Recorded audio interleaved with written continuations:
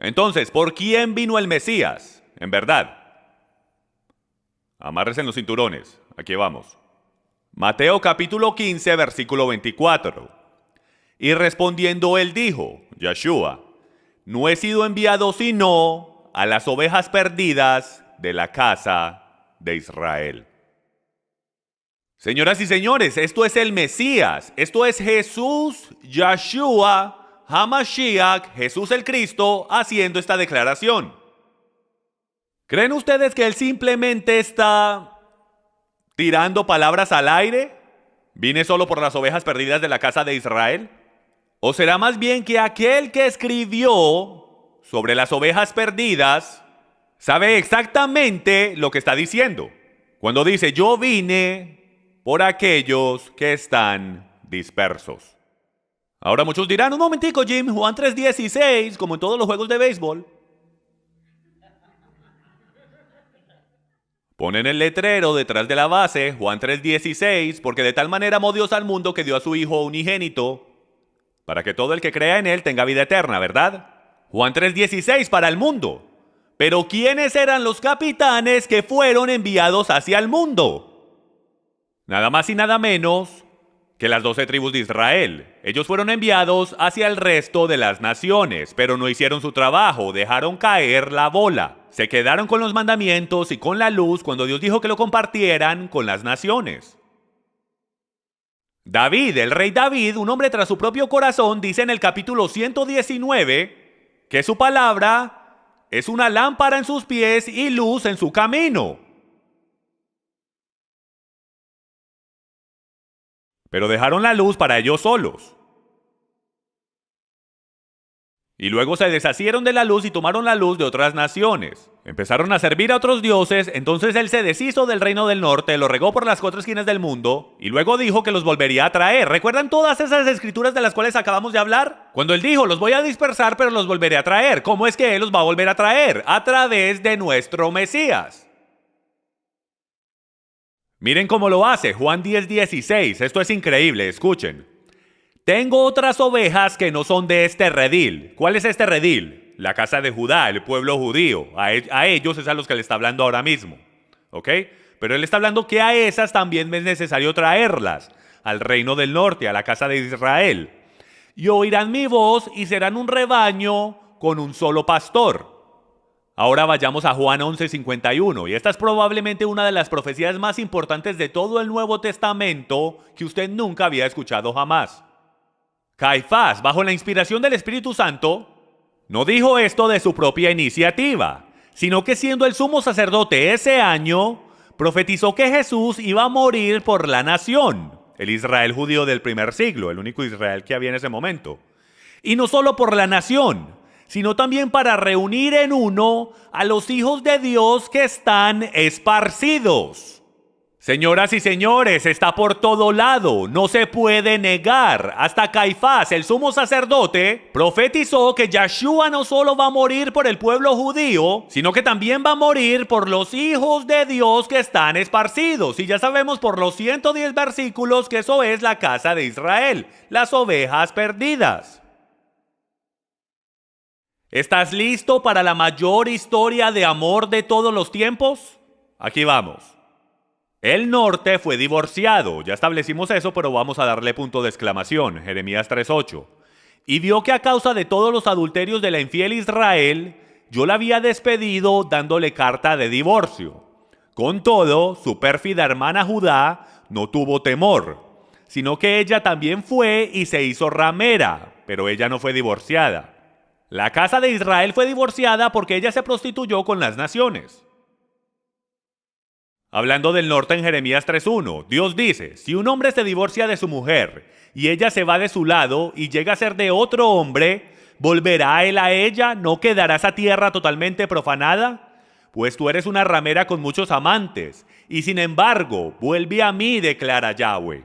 Amigos, esto es un gran problema, grandísimo, por eso es que lo llaman el misterio.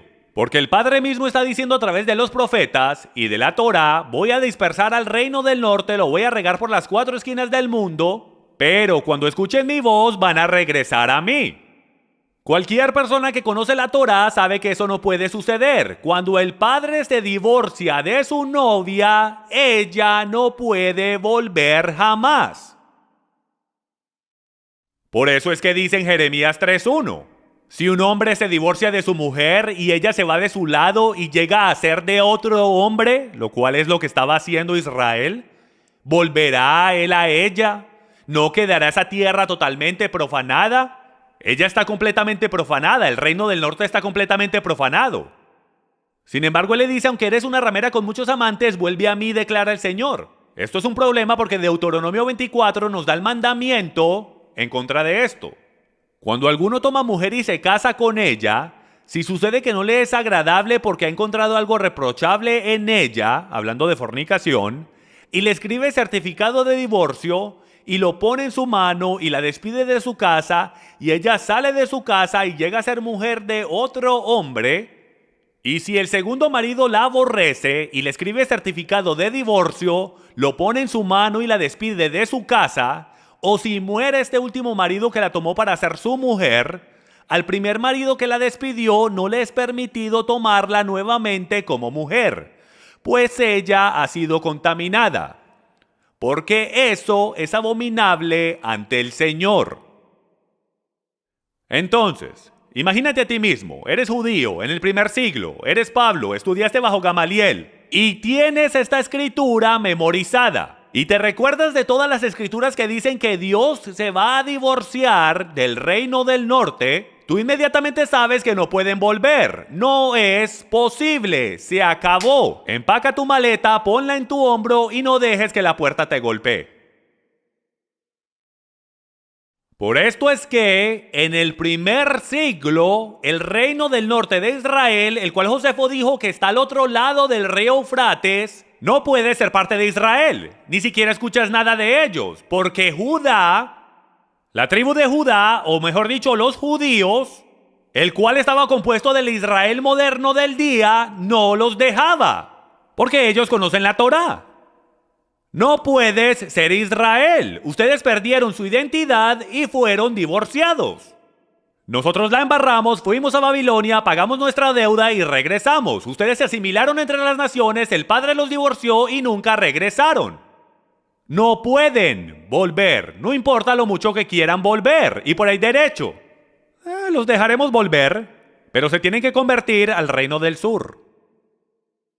¿Cuántos creen ustedes que hicieron eso?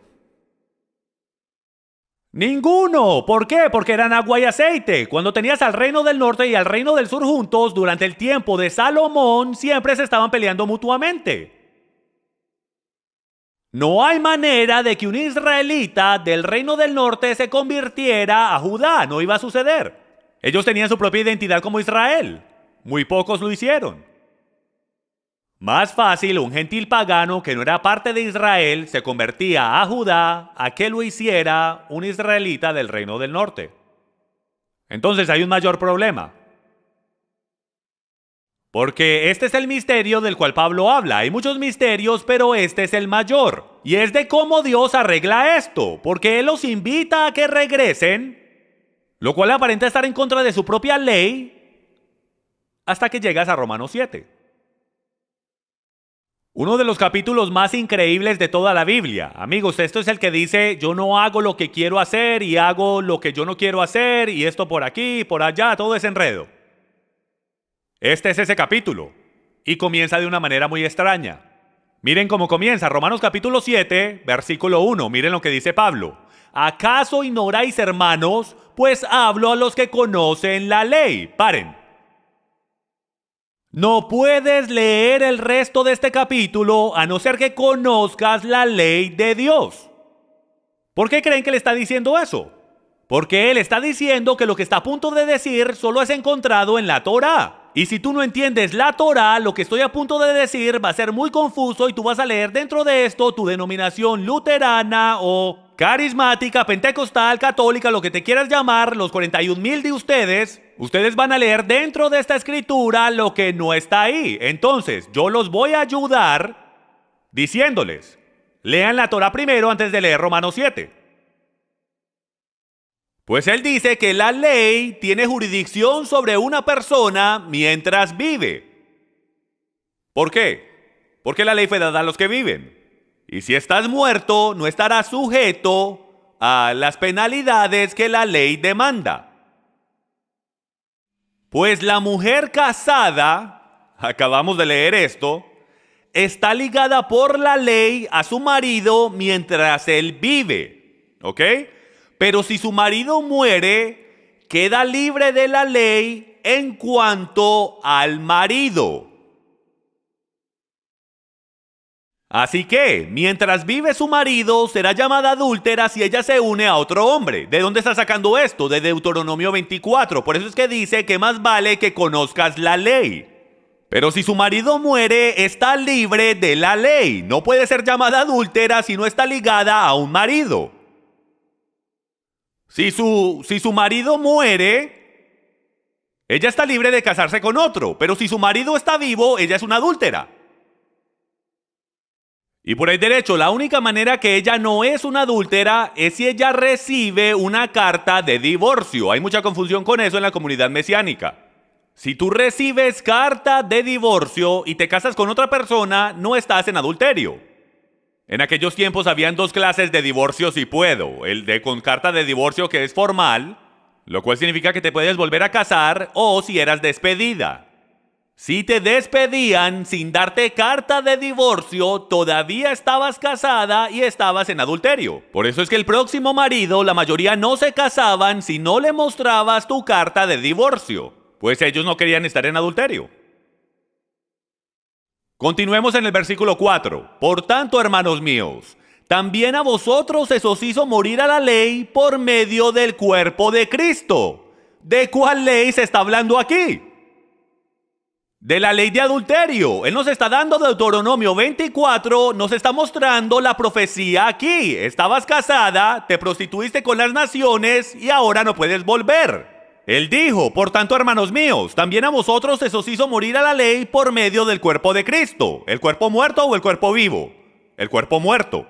Para que seáis unidos a otro, aquel que resucitó de entre los muertos, a fin de que llevemos fruto para Dios. Hermanos, vamos a unirlo todo. ¿Quién era el novio de Israel?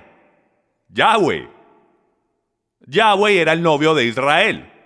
¿Por qué se divorció de ella? Adulterio.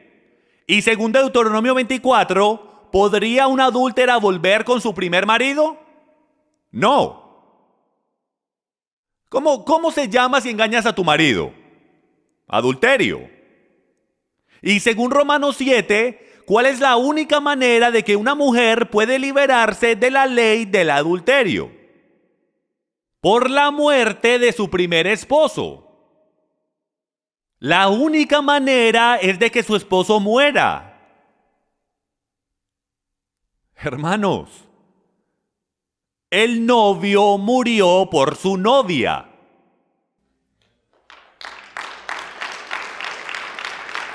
Estas son las buenas nuevas. Este es el misterio, el cual Pablo trata de explicar, el cual los patriarcas trataban de entender, el cual los ángeles trataban de entender en los cielos. Me los imagino ahí el padre diciendo, los voy a divorciar, pero los dejaré volver. Y ellos se miran y dicen, ¿quién le quiere decir que él no puede hacer eso?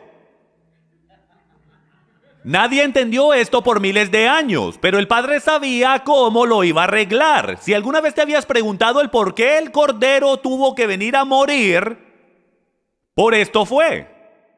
Fue para liberar a la novia de adulterio. Ahora, la próxima pregunta es esta. ¿Por qué tuvo que resucitar? Porque no hay ningún sacrificio en toda la ley de Dios que requiere que el animal se levante y resucite. Para la propiciación de pecado, porque la propiciación del pecado es encontrada en la sangre, no en el respiro. Entonces, en el momento que Jesús murió, fue el momento en que fuimos perdonados, según la ley de Dios. Entonces, ¿por qué tuvo que resucitar? Él se tiene que levantar de los muertos porque él tiene que crear un novio elegible con quien su novia se pueda casar. Por eso es que él se levanta de los muertos. Él dice, aquí estoy, escógeme a mí. No sigas andando con las naciones, yo he roto la maldición. La maldición de que el reino del norte de Israel no podía regresar. Y Judá sabía eso. Entonces, cuando Pablo va a los elegidos, a aquellos que están dispersos en Galacia y Efesios, y a todo lugar conocido en el Mediterráneo, cuando entra a las ciudades, ¿a dónde creen que él va a ir? Primero al judío, en la sinagoga, y luego va a donde los gentiles. Él va donde está la casa del norte de Israel, sus hermanos, y los llama diciendo, ¡hey ustedes, danitas, eframitas, ustedes gentiles, que han perdido su identidad y no les importa! Les tengo buenas nuevas. Pueden volver. Y aquí está el porqué. Porque el Dios del universo que divorció a tus ancestros y a tus hermanos por sus pecados, y ustedes saben muy bien que no pueden volver. Mas Él envió a su único hijo, a ese novio que murió, que rompió la maldición y resucitó para que te puedas unir a Él. ¡Aleluya! Señoras y señores, de esto es que se trata las cenas de las bodas del Cordero. Por esto es que las cenas del Cordero existen. Por eso es que se llama una cena de bodas. Y no la cena de los últimos días. No es la cena del milenio, es la cena de bodas. ¿Con quién creen que se está casando? Se está casando con su novia y su novia siempre ha sido llamada Israel. El nuevo pacto comienza aquí. Esto les va a hacer completo sentido. Jeremías 31:8 dice lo siguiente. He aquí, yo los traigo del país del norte y los reuniré de los confines de la tierra, hablando del reino del norte. Oíd naciones la palabra del Señor, anunciad en las costas lejanas y decid, el que dispersó a Israel lo reunirá y lo guardará como un pastor a su rebaño. Teólogo, escucha cuidadosamente. Este es el capítulo que a todos nos han dicho que es el capítulo del nuevo pacto. Y hablaremos de eso, pero estamos comenzando el capítulo temprano para poder establecer de quién está hablando él que quiere traer a pacto. De aquellos que están dispersos. Continuando en el versículo 18. Ciertamente he oído a Efraín lamentarse. Me has castigado y castigado fui como becerro sin domar. Hazme volver para que sea restaurado, pues tú, Señor, eres mi Dios. Jeremías 31:20. ¿No es Efraín mi hijo amado? ¿No es el niño encantador? Pues siempre que hablo contra él lo recuerdo aún más. Por eso mis entrañas se conmueven por él. Ciertamente tendré de él misericordia, declara el Señor. Como pueden ver, le tiene misericordia, le tiene compasión, igual que en la historia de Oseas. Ahora, ¿con quién se hizo el nuevo pacto? Jeremías 31:31. He aquí, vienen días, declara el Señor, en que haré con la casa de Israel y con la casa de Judá un nuevo pacto. Como pueden ver, aquí no hay casa de los gentiles. No como el pacto que hice con sus padres el día que los tomé de la mano para sacarlos de la tierra de Egipto. Mi pacto que ellos rompieron. Si ven, el pacto no estaba mal. Ellos eran los que estaban mal. Aunque fui un esposo para ellos, declara el Señor. Porque este es el pacto que haré con la casa de Israel después de aquellos días, declara Yahweh. Pondré mi Torah, esa es la palabra en hebreo, dentro de ellos y sobre sus corazones la escribiré. Y yo seré su Dios y ellos serán mi pueblo. Y solo para que sepan, en la montaña Sinaí fue la primera vez que él dijo esto. Él dijo, ya les di mis mandamientos, mis ordenanzas, mis decretos y leyes, ahora quiero que lo escriban en sus corazones. Tú eres una novia, yo quiero que lo hagas de corazón, no quiero que lo hagas obligatorio como un montón de mandamientos y leyes. Cuando te digo que ames a tu prójimo, no quiero que lo hagas obligado, quiero que salga del corazón. Damas, ¿qué esposa allá afuera no quiere que su esposo la ame de corazón? Ellas saben cuando hacemos algo solo para sacarlo de la lista o cuando lo hacemos de corazón.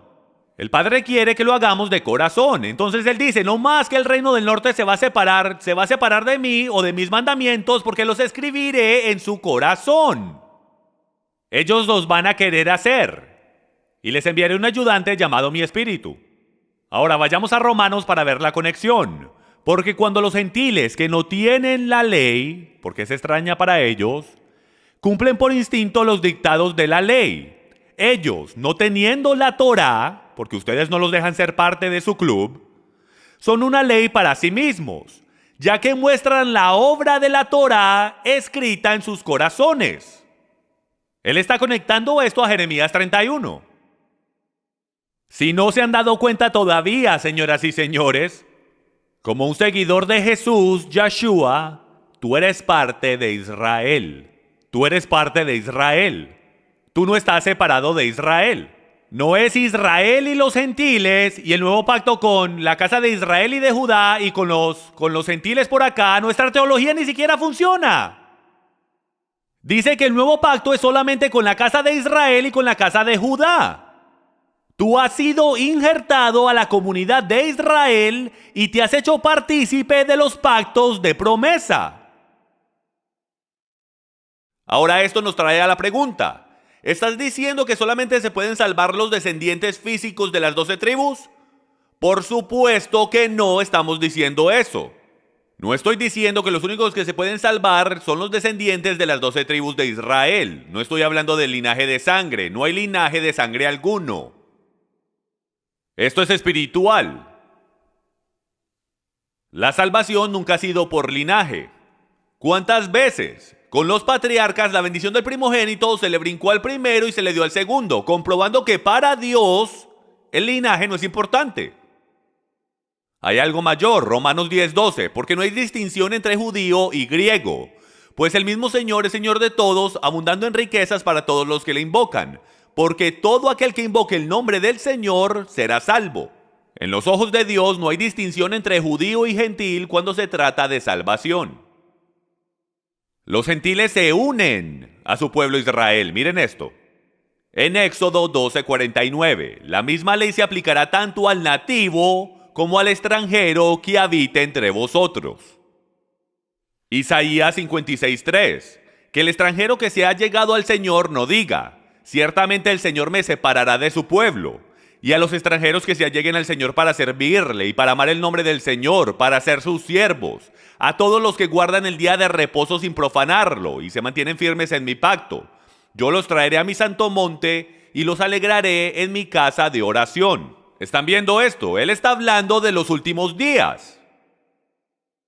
Si hasta las naciones quieren ser parte de mí, lo pueden ser. Mientras guarden el día de reposo y guarden mi pacto y me llamen el Dios de Abraham, Isaac y Jacob y me sigan a mí, haciendo lo que yo digo, hasta ellos los haré mi pueblo y los traeré a mi casa de oración. Zacarías 12:11, escuchen esto. Y se unirán muchas naciones al Señor aquel día y serán mi pueblo. Entonces habitaré en medio de ti y sabrás que el Señor de los ejércitos me ha enviado a ti. Y el Señor poseerá a Judá, su porción en la tierra santa, y escogerá de nuevo a Jerusalén. Esto es una profecía mesiánica entrando en el milenio. Y escuchen esto también es sobre el milenio. Ezequiel 47:22. La sortearéis como heredad entre vosotros y entre los extranjeros que residen en medio de vosotros. Se está hablando de la tierra, ¿ok? Y que hayan engendrado hijos entre vosotros.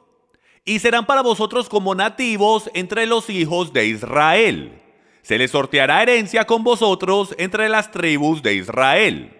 En la tribu en la cual el extranjero resida, allí le daréis su herencia, declara el Señor Dios. ¿Lo pueden ver? En el milenio, hasta los gentiles, hasta aquellos que no son parte de Israel. Cuando regresan a Dios, Él los injerta en Israel y le dice a aquellos que conocen su identidad, pues recuerden que en Apocalipsis habían 12,000 de cada tribu, entonces en algún punto, y no sabemos cómo, por lo menos 144,000 saben de qué tribu son. Y para que no se vuelvan arrogantes, Él les dice, todos los que regresen a mi pacto, que no saben de qué tribu son, también serán parte de Israel, los tienen que aceptar y ellos también tendrán su herencia.